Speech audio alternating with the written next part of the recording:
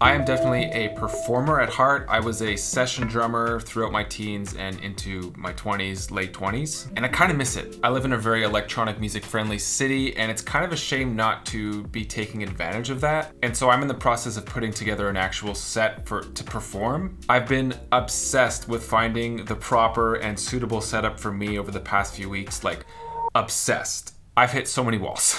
And that's another thing that I've sort of learned throughout this whole process is, for me at least, this is the best way to learn the ins and outs of gear. And also the best way to sort of test your gear and learn about its strengths and weaknesses in an actual, like, practical performance setting. And then I figured, oh yeah, I have a YouTube channel and my experiences and frustrations could potentially save you guys a lot of time and energy. I don't actually have much like hardcore music for you guys today because, as I mentioned, I'm just putting together the set and experimenting with things. I put together an idea of what my set would look like and what I'd like to do, and apparently a lot of my gear is just not capable of what I'm trying to do, surprisingly. So I'll be walking you through where I was a few weeks ago, where I am now, and what I've learned throughout the whole process. What I have set up in front of me is the latest iteration of my setup, so MPC-1, DistroKid, and the PC-12. So samples, drums, and MIDI control. I'm not hiding anything today, I'm just gonna say it like it is through my experiences because I think it's fair and necessary for you guys. If you're looking for something specific within this video, I've left chapters in the description as well. Initially, I will say that I'm a little bit disappointed because there's some companies that present their gear as beastly, like do-it-all type of gear. Look at everything that it could do. All these new additions.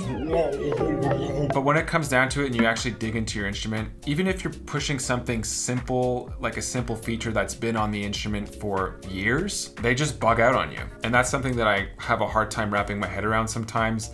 Coming up with an update and presenting all of these new flashy additions, but not fixing foundational issues from previous updates. It's like, I don't get it. Putting myself into the perspective of an engineer, why would you even include features that aren't reliable? That being said, I'm not an engineer, so maybe there's a good reason for it. Today's sponsor is DistroKid. There's a better and free way to make those Linktree pages that no one really seems to be talking about. And DistroKid has a platform specifically for that. It's called Hyperfollow, and we'll be talking about that later in this video.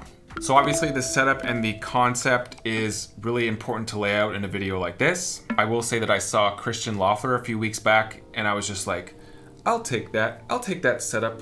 Thank you. I really like to set, and so I chose that as a starting point, just to start somewhere. That being said, he uses a laptop on stage, and I wanted to at least attempt to do something similar with a DAWLESS setup. I mean, I have all this DAWLESS gear, and depending on what you want to do, different gear has different strengths and weaknesses for said tasks. In my case, I'd like to have actual recognizable tracks that I've already released on Spotify, be able to loop sections from those tracks and then sort of jump back and forth depending on what I feel is right. So that core and recognizable song structure is there, but I have a lot of freedom to add effects or maybe drop out certain elements on the drums, maybe even include another synth into the setup to add over top. Like, there's a lot of room for growth there. So pretty stem heavy, and I want control over each individual stem through this beast of a MIDI controller, the PC-12. I also had the idea of drums coming from a different source to lessen the load on the MPC-1, so all of my drums are coming from the DistroKid. So that idea also gives me flexibility with changing up the drums, maybe adding different drums for transitions, things like that. But I wanted all of my control to be centered in one spot, so that being the PC-12. So that would pretty much completely eliminate any sort of menu diving between these two instruments. I would have all of my controls right here. So besides triggering the next loop, which is done on the MPC-1, I have 7 controls per track,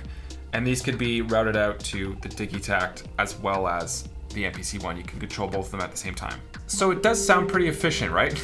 There's many machines that you could use for this sort of setup, but apparently it's actually pretty hard to pull off without any sort of bugs happening. And I'm looking at you, MPC-1. So now that you have an idea of this iteration, here's how I got here over the past few weeks. It didn't start with the MPC. Because of the example that I was using, Christian Loeffler, like I said, he had a laptop on stage. He's an Ableton user, I asked him. And so Ableton live looping is a thing. It's very efficient, obviously.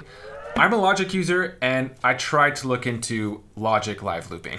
And the reason why I'm laughing is because it's kind of a joke. I figured that because of the term live looping, it would be similar to Ableton and you'd actually be able to use it for live looping. It's not at all geared towards live looping. It's completely unreliable, and so that was trashed right away. I'm not ruling anything out, but at this point, I'm not ready to take the dive to learn Ableton. So I thought, what was the next closest thing to a DAW? But DAWLESS, obviously, the MPC one for me in my collection is the closest thing. I mean, it pretty much is a DAW. Just to give you an idea, here's what the drums sound like on their own. And I can transition from one pattern to the next. 3, 4. My initial idea was to more or less replicate the drums from my single That's So Meta.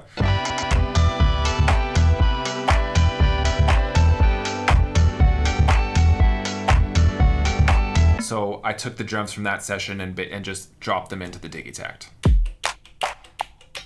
In terms of syncing and tracking with the MPC One, this is where I hit another wall. So if I change sequences within the MPC One, let me give you an example here. This is a longer sequence, it's 8 bars. And actually in retrospect, I would cut everything down to 4-bar sequences for my workflow. I find that this is a bit too long. I also have 16-bar sequences, which is way too long. Okay, so now we're at sequence 3. Boom. It takes 2 bars for it to track on the Digitact. I looked into what this issue is. It has to do with program change with the Digitact. And so this is where you could change how long it takes for that trigger to happen. So it could be 2 bars, it could be, ideally you'd want it to be right away so they track together. Instant tracking. But to my knowledge and research, that's something that's not possible to do with the Digitact. It just doesn't track instantly. I had to purchase this smart MIDI cable in order to make this happen, which I actually haven't received yet. I have to look into that.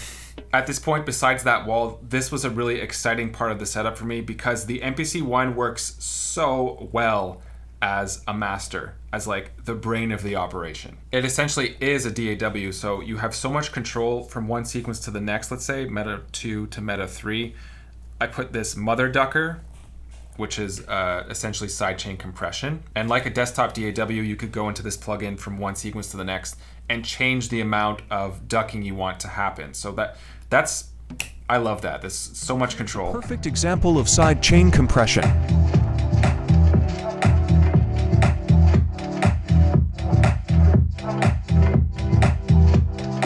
From there, I figured out how to assign MIDI CC from the PC12 into the MPC One to control parameters here. And shout out to TubeDigga for helping me with that one. He knows his shit when it comes to the MPC. He also offers private lessons, so check him out. And so he was really helpful, but after our session, this is where things kind of shattered. They fell apart. And I was really disappointed because the MPC is known as like a do-it-all beast. I'm sorry to say it is not reliable when it comes to receiving MIDI information. So if you're looking to control parameters elsewhere, it's not reliable. I mean, at this point, this could obviously be fixed with an update, but they just updated and it's still very buggy. Even after updating to 2.11, if I go to MIDI Control, MIDI Learn, every single one of these parameters that I added, I had to shut down the MPC because it would just bug out. And oftentimes when I turned it back on, it forgot what information that I assigned. And yes, I did try saving after each assignment. I just kept running into problems. It just became very buggy. And so obviously right away I looked into this on the forums. I also asked a few of my DAWLESS buddies here in Montreal. They all confirmed that it's just not reliable for that sort of thing. Between setups and organizing a live set, playing live, that in itself is pretty stressful to begin with. So even if I did kind of muscle through and maybe spend hours and hours and hours working through these bugs, like how stressed would I be during a live set? It's just... So to me, having unreliable gear on top of it all is just out of the question. And I'm sure that there's like several internal workflows where I could replicate what I'm trying to do with the PC12. But like I said, I'm hard set on eliminating menu diving at this point. I want my performance to be very tactile, all in one place, so having a bunch of knobs is just perfect for that. And so even though it's more work to add an extra piece and sort of figure out how to fit it in with other pieces of gear, I think that it's worth it for the long run.